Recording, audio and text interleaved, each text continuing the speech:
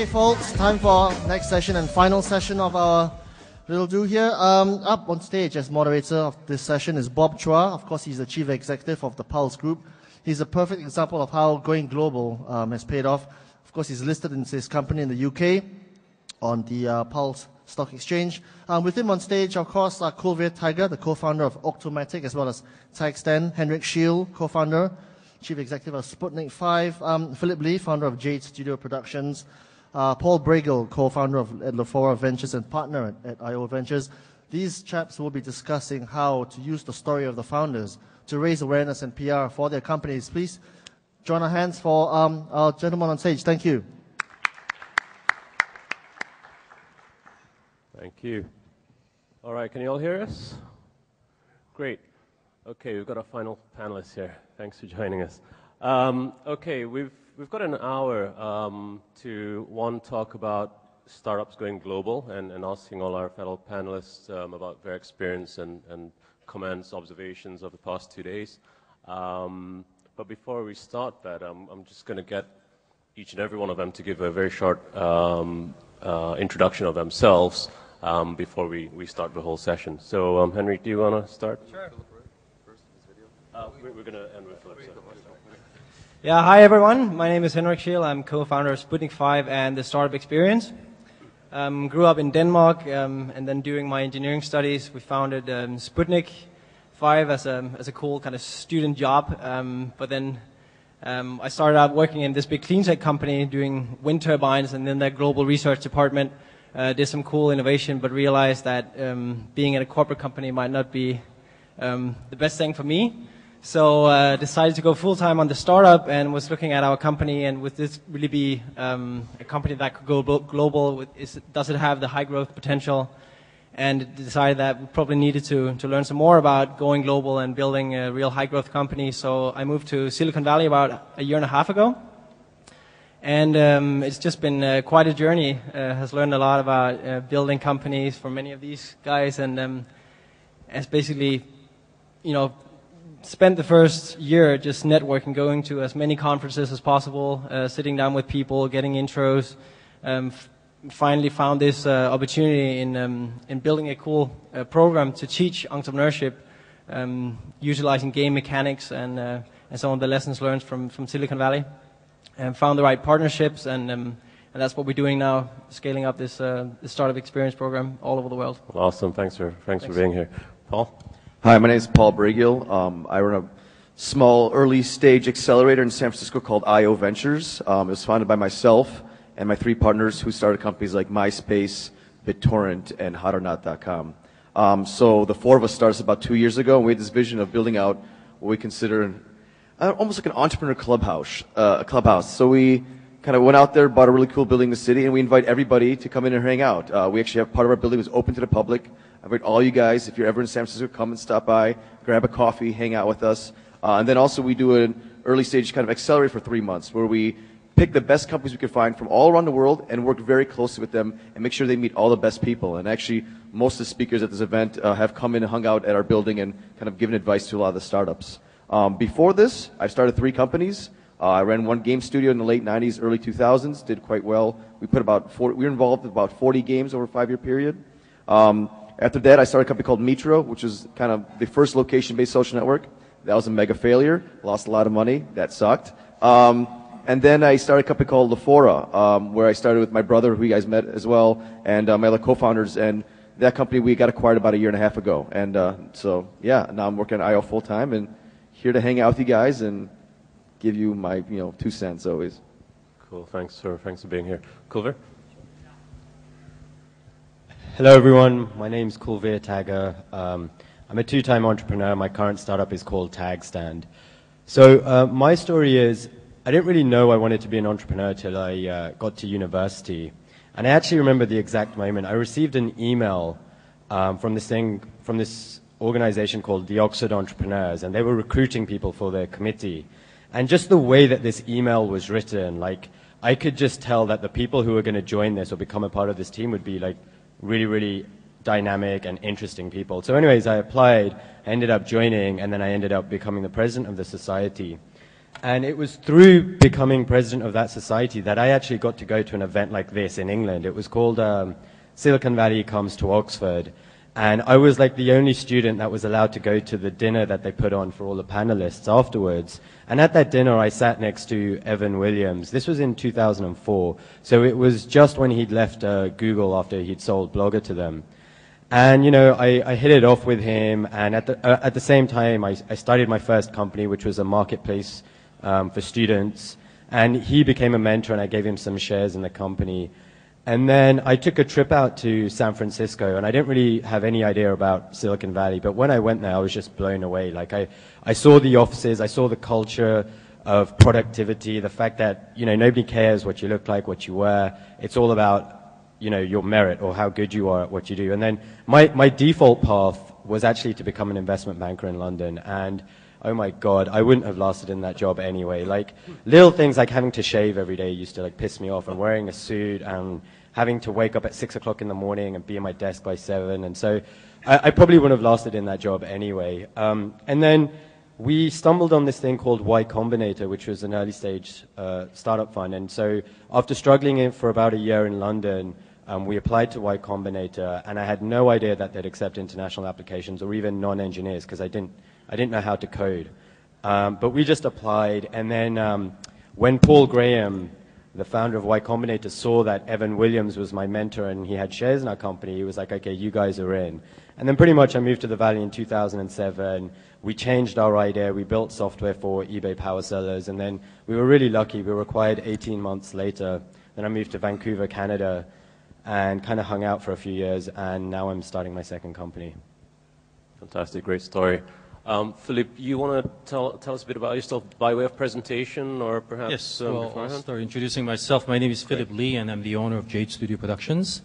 And I am not in high tech, but I own a multimedia company consisting of photography, video, graphic design, and bookbinding. Believing that words are worth 1,000 words. I'm sorry, images are worth 1,000 words. There's a little presentation compiling my work, consisting of fashion photography, corporate photography, products, commercial, etc. Please enjoy. Great.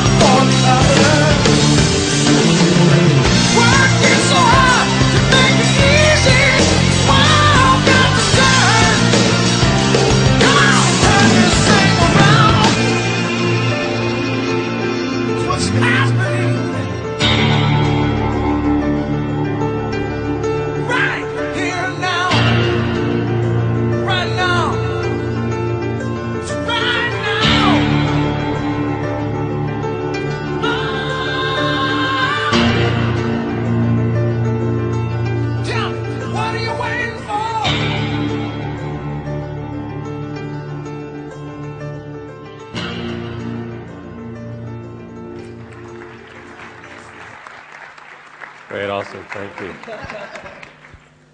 All right, good stuff. All right, I'm going to start with a pretty simple question here. Over the past 2 days, there's been a lot of conversation about Silicon Valley being a really unique ecosystem, and obviously been extremely successful, very hard to emulate, if you will. But at the same time, you could argue that Silicon Valley is quite insular in a sense. A lot of things that you launch there and incubate there, and especially in the US, which is such a big market, may not necessarily work outside. Similar for China or Korea, there's such large domestic markets which may, I guess, create a success within that country. Now, Malaysia is quite different from that. We're a relatively small market, and we haven't got as much choice but to go global. What are your opinions on that example of Silicon Valley versus, say, what Malaysian entrepreneurs should do? Henrik, do you want to start? Yeah, sure. Well, growing up in Denmark, I can definitely relate to the situation here in Malaysia, where we haven't quite incorporated this kind of startup mentality yet. I've talked to a lot of you guys about the barriers for radical innovation and entrepreneurship. You constantly run into your families telling you that maybe you should just take the safe road and finish your studies, and continue into a big corporate company, get a good salary and all that stuff. Denmark is the same. It's a small country in Europe. I guess most of you know about it. Only about 5.5 million people. So it's also a very small home market. So we started locally. Actually, we started as a management consulting company, helping large international companies to innovate and kind of to implement design thinking, systematic creativity, and all this stuff. So we did a lot of strategy development and concept and product development for large companies locally, and that was pretty good, but realized quickly that being a consultant is not a scalable business. So I just found out that I had to go somewhere to learn about scalability and learning about how to build a global company, and Silicon Valley it's just been an amazing experience to go there and to learn from those people who definitely know how to build a global company. So it's a great idea for people who don't grow up in Silicon Valley to you can surf the internet, you can basically look at all the videos and really learn those lessons from the Silicon Valley founders. But also, if you have the opportunity to go there on an inspirational tour to visit some startups and really understand that mentality, that can be a great kind of next step for your company to implement some of those lessons, right? Right. Paul, yeah. I mean, I think for you guys, you need to be building your company from day one globally. Your country's not big enough. It's almost big enough for it to be its own self-sustained market. I've seen people kind of fall into trap where the country's just, it could almost sustain most of these tech companies, but I don't think it's big enough. So you should immediately just start building something as if you were in Silicon Valley. Like, literally just sit down in your head, close your eyes, and think you're sitting in a desk right next to me, and build a product you think everybody would want to use. I think that'll make you guys grow much quicker, and you won't be having as many of these kind of dead-end conversations or your product not being a big enough type of thing. So I would recommend just immediately think outside of this country and see what happens. I mean, you could use this country as a test bed to put the product out there and see what happens, but it should be always the focus that you're going to go out there immediately, as soon as possible. Guys, Culver? Yes, so I remember when I was in England trying to do a startup, and then I moved to the Valley, and I just noticed a ton of differences. And one of the ones was this idea of like telling a story.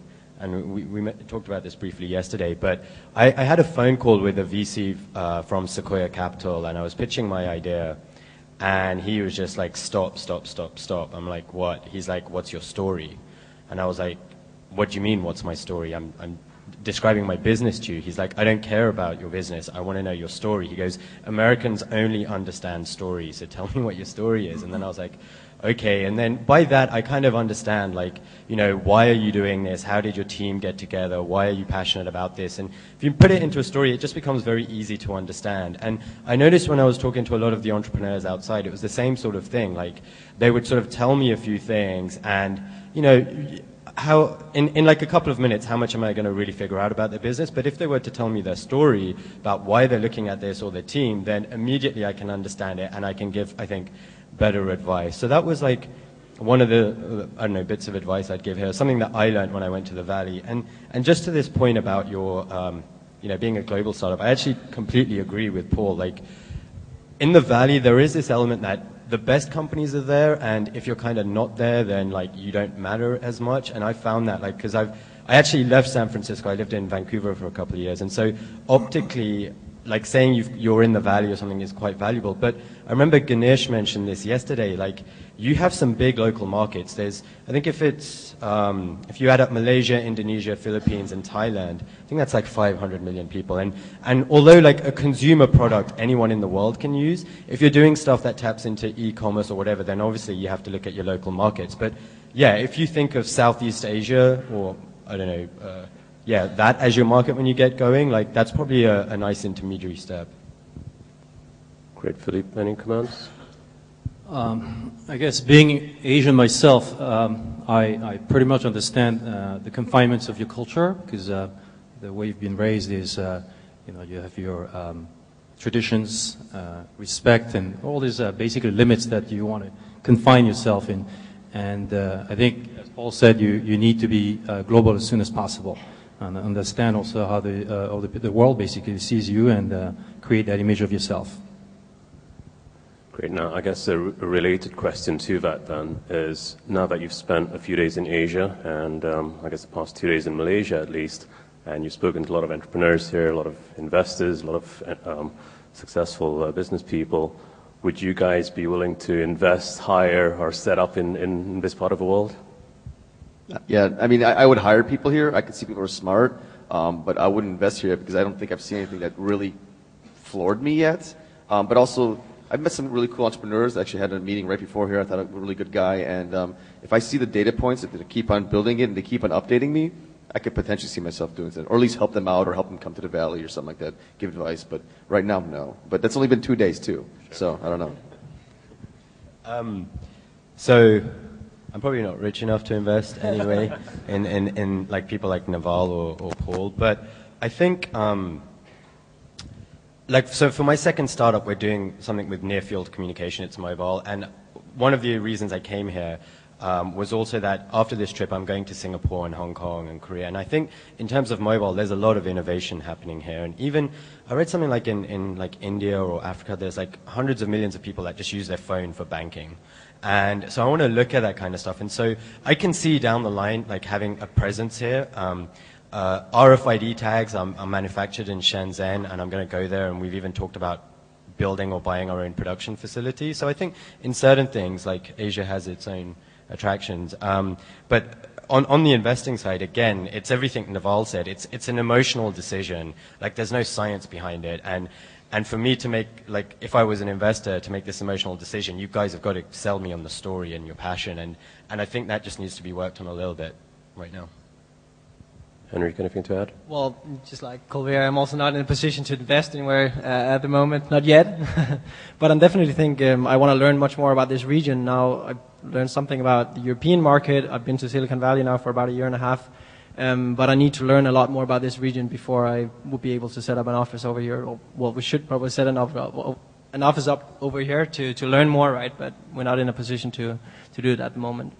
One thing I'll kind of add on top of that is that I think you guys are in a really cool place in that you are close to China, but you're not China. A lot of Americans are really scared to shit out of China. Not necessarily because it's big, but like I've heard so many friends in VCs, like I know a VC went in there, they put like money into like 5 companies, and 2 of the companies literally took the money and ran away. I'm like, whoa, that's pretty bad, right? But I don't get that sense here. I didn't get the sense in Singapore. I haven't gotten the sense in other parts of Southeast Asia. So you guys should leverage the hell out of that and become the people that kind of people want to trust and come and work together with, and yeah, be the gateway to China and Asia, I guess. So yeah. No, absolutely. I think we're in the right region at the right time, and I think China's a great example. Every single VC, Sequoia, Kleiner Perkins, they're all there because it's a huge market. But as some of our entrepreneurs had mentioned yesterday, ASEAN is huge as well. You had Indonesia, Vietnam, all these sort of underestimated markets, if you will. It is a massive addressable market. Now, I guess from the Valley experience, how important, I guess, Kulver, you're talking about the story earlier on, how important is having, say, you guys have an interesting story coming from Denmark to the Valley, coming from the UK. How important is that sort of story that it's a bit different? You guys are coming from a different geography, a different background, perhaps. Do you think that is interesting to either new investors, VCs, partners, and what have you, to say that you've now got a geographic reach, you've got potential different way of thinking, a different way of scale, and everything else. I mean, is that a factor, you think?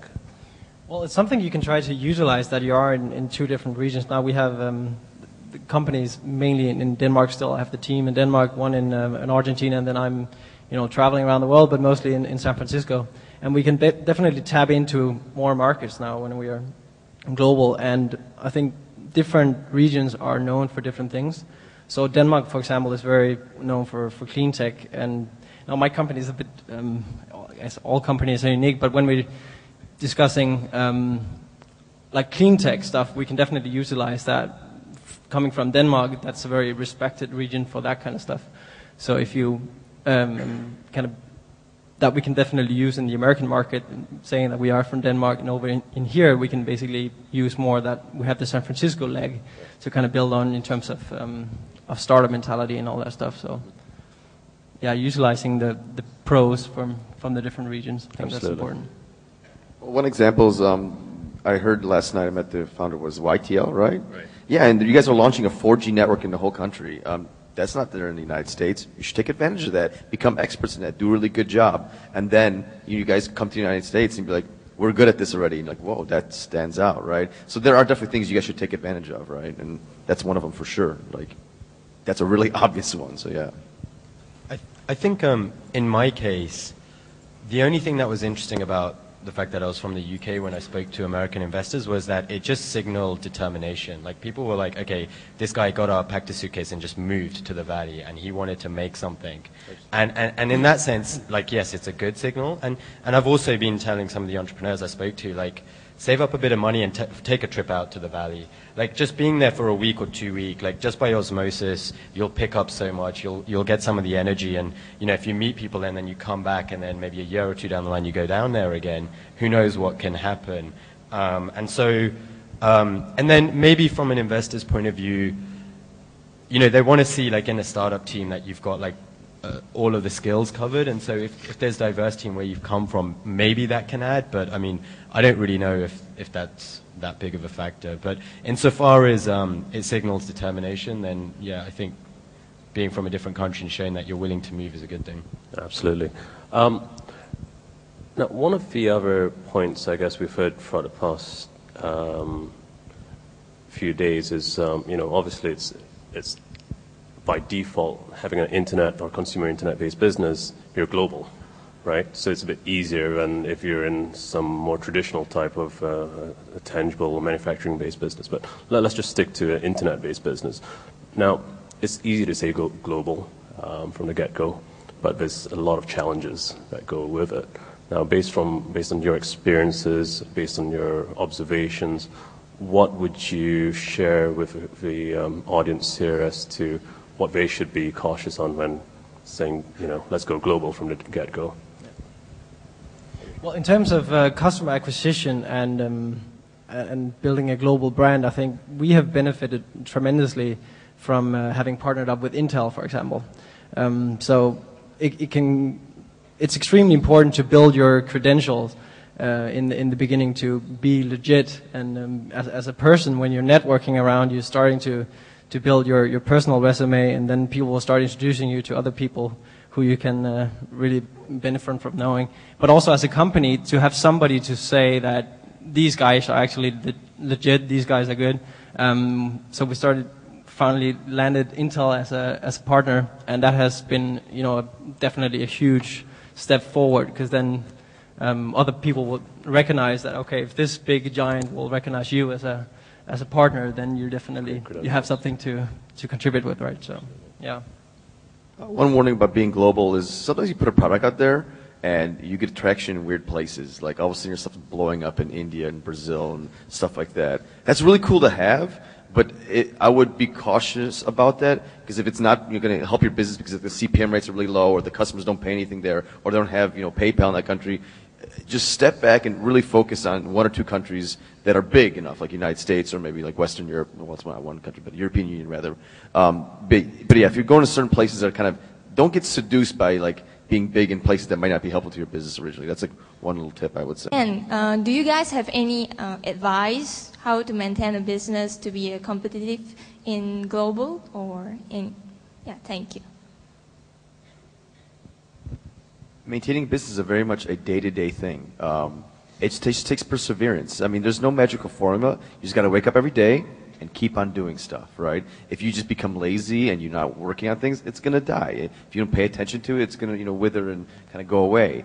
But if you just keep on going at it and you have a singular focus to keep it alive, it happens. I mean, like, a lot of times when you start a company, you don't know what you're doing. You're just learning along the way, and you're kind of BSing your way through it. So, yeah, just keep on going at it. Keep on learning from people. Keep on talking to people. Keep on trying to sell. And, yeah, the business will stay alive as long as you keep on going. The minute it dies, then, the minute you stop working on it, that's when it dies. I mean, yes, Naval mentioned that thing yesterday, product market fit. So in the early stage of a startup, you're in kind of discovery mode. You're trying to figure out what your business is or what your product is. In that stage, try and keep your costs low. I mean, ideally, you don't have any. It's just your time. And then if you do that, you give yourself a lot more runway and basically time to figure something out. And then once you get to product market fit and you know that, hey, I've built a product that there's real demand for, then, you don't really have to maintain your business. Then it's just a case of growing it, and it will hopefully take on its own momentum. This being said, I'm a firm believer that setting up a business is actually the easiest part, and the toughest part is to maintain the standards at its highest level for a long period of time. Keep that edge and keep being innovative, and this is actually what the toughest part is. Absolutely. Sir? Hi, my name is Mustaqim. Got two questions, one for Philip and one for Paul. The question for Philip is, I'm providing a stage for photographers, but for amateur photographers, but seems that all events I do, they are not interested in. Do you have tips for me to get the amateur photographer interested in my event? And for Paul, I want to know if you are interested in investing in animation, in the animation industry. Yeah, thanks. So could you repeat your question? I'm sorry, I apologize. I did not understand. Oh, okay. I want some tips on how to attract amateur photographer to be interested in my event, so that I'm actually providing a stage for them to express their masterpiece. So I want to know, because they're always not interested coming to my events. Maybe you can come see me at the end, and we'll talk about that. This is a kind of a different topic here, so. Okay. All right, let's finish off these four You questions. had a question for me about the animation stuff. I would say no, unless it's some kind of company that's innovating the way animation is doing, or you're building some new technology that could really optimize. It could be applied to many animation studios. But if you're just a traditional animation studio, I'd say no, I don't touch stuff like that. Great, thank you. Matt? Hello, my name is Lisa, and I'm a bit confused. And angry. Drop the bomb. Oh. I am so sorry. I lost my question. You were a bit confused, I think you said. Anybody else could give her a second to regain her question? Okay, I think I'm getting mixed information, because yesterday someone said, this is about team building. They say, if you want people to work towards your goal, then you have to find people to believe in it. You have to inspire them. And you have to help people to reach their own goals. But Paul, just now you said that you got 8 people who work for you and you pay them food. And how do you get them to struggle and suffer with you to reach your goals? And because is it inevitable that at the end of the day, your team will have to depart? Because personally, if I were to work with someone, I just learn everything I want, take what I can get, and then leave, because then I'm off to build my own world, my own goal. Yeah, people do leave sometimes, but it's called equity. I gave them a piece of the company. They were building value alongside me. They weren't building it only for me and I got to keep it all. They were building, it was their company too. So that's how I was able to motivate them. So they didn't want to leave because they knew that if they did well, that they could influence the company. Every single day they showed up and really built awesome stuff. they were increasing the value of the company, and that means they're increasing the value of their share in the company. So that's how you get these great companies like Google and Facebook to, motivate people. But yeah, over time, people are going to leave. That's just part of the process, but that's how you get people to go and really, buy into your vision. So when you try to inspire people to, help you work towards your goal, it's not really actually helping them get there. It's just like what they can get, what they can learn from working with you. Is that it? I mean, it's a mixture of both. Yeah, they're going to go out there and expand their own, financial, worth. They're also going to go out there and learn certain things. And also, a lot of times, the people have to be passionate about it. I don't force people to work for me that don't like what they're working on. I don't want somebody who's going to be forced into slave work and stuff like that. You have to get people that really fall into line and like what they're working on. And I think that's the way it works. And I think, I know Facebook, for example, in the Valley, engineers, when you have smart people, they want to do their own thing. And Facebook has this attitude that you can come and work for us, and we know it's only for a couple of years or a few years, and then go on and start your own thing. And that's fine, because they believe when you come to Facebook and work there, you'll learn the skills that you need. And so, in the Valley, it's a given. Usually someone who's an early employee in someone else's startup will go on to start his own thing. And that happened at PayPal and all these other companies, and there's nothing wrong with that. So Max, actually, the guy who founded PayPal, always says, I want you to work for me, and this will be the last company you ever work at. You want these entrepreneur people, but you want them maybe right before they take the leap. So yeah, I think that's the type of people you want. Thank you. Yeah, you definitely want to find co-founders who share the vision of the company. If you constantly have to tell them about the vision and try to encourage them and motivate them, they might not be a good co-founder potential. In a big, large corporation, it can be good with the campaigns and the corporate spirit and events and stuff like that. But you simply can't afford to have co-founders who don't share that vision. Absolutely. Okay, 2 minutes more. So very quickly, thank you, ma'am. Sir. Okay, good afternoon, everyone. Hi, I'm Jay, and I'm from the Malaysia Business Plan Competition champion. And I have a very short and I would say sounds stupid question. Go for it. Which will continue to my second question. This question is brings to speakers. Do you think making a typo is a serious problem? A typo? Yes, spelling mistake. TYPO, misspelling a word? Exactly. It depends, man. If you add an extra zero on a contract. If you use autocorrect and I don't think it matters. Yeah. Okay, if I have a solution which I can correct all the typos on all your devices and all your applications, do you think how should I actually present this to the investor? Could you repeat the question? I didn't get it. If let's say you say this is very depends, especially this is not serious problem like cancer. Yeah. I'm just solving a so-called small problem, but actually facing everyone here.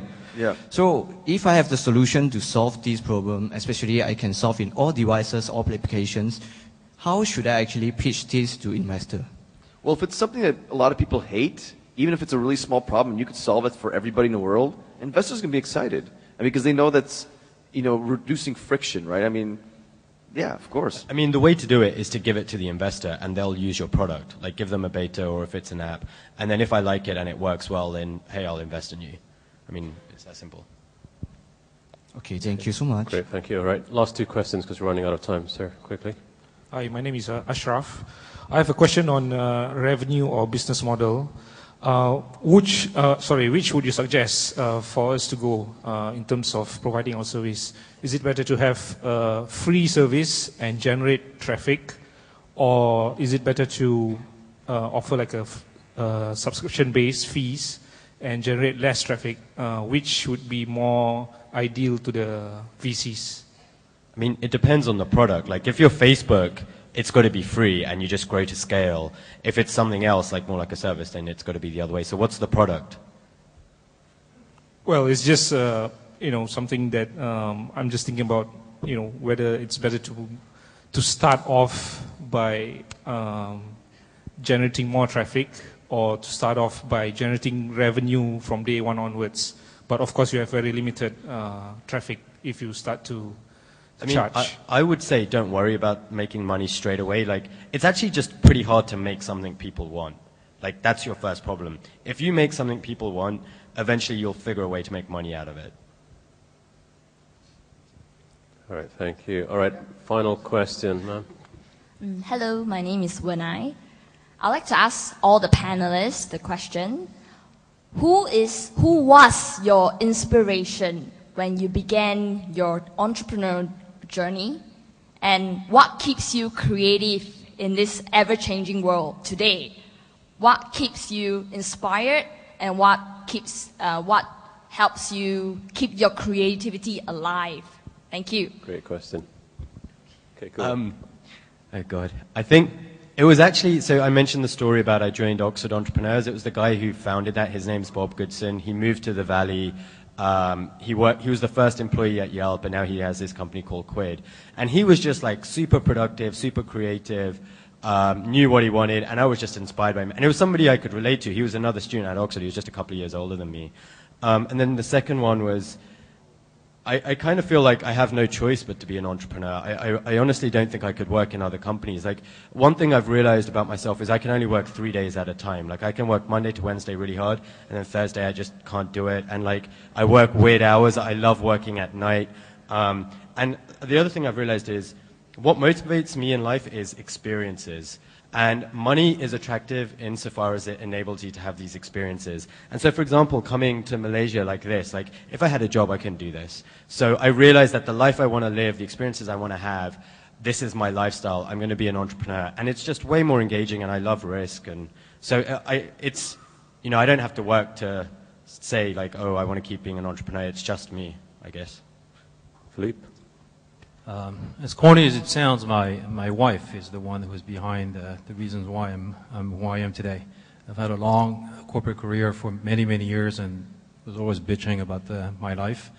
And a gentleman, I think yesterday, was saying, "What should I do? You know, I have a wife, I have kids. My mother-in-law is calling me all the time to ask what the hell I'm doing. But you know what? This is the price to pay. You know, you just do it." So my wife basically put up with me for 2 or 3 years, and we didn't make any money, but guess what? She never complained, and she keeps me going just by inspiring me this way and being my support. So, you know, find yourself also somebody you can partner with who believes in you, or a team, and just go for it.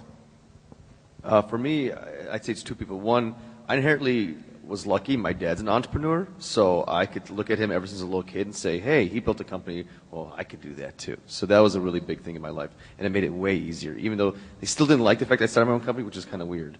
The second, I mean, for me, it's like I grew up playing video games, and I just saw these amazing things, and there's a magic that was behind it. And I didn't even know necessarily who made the games. I mean, but again, like Nintendo, Sega, the people who created these companies just inspired me so much. Like, they brought such joy and happiness into my life that I'm like, I have to do this. And so that was my big inspiration. Like, I have to do this. Like, it was just dead set. I remember just sitting there, you know, making levels, drawing stuff, you know, learning how to program eventually, stuff like that. So that was my inspiration.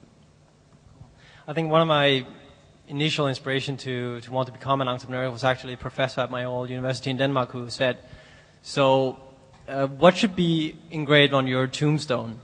Should it be like, yeah, rest in peace, he was a great dad and a great, you know, family person, or should it be, he changed the world? And that statement was just made me realize, okay, probably need to do something big in this life.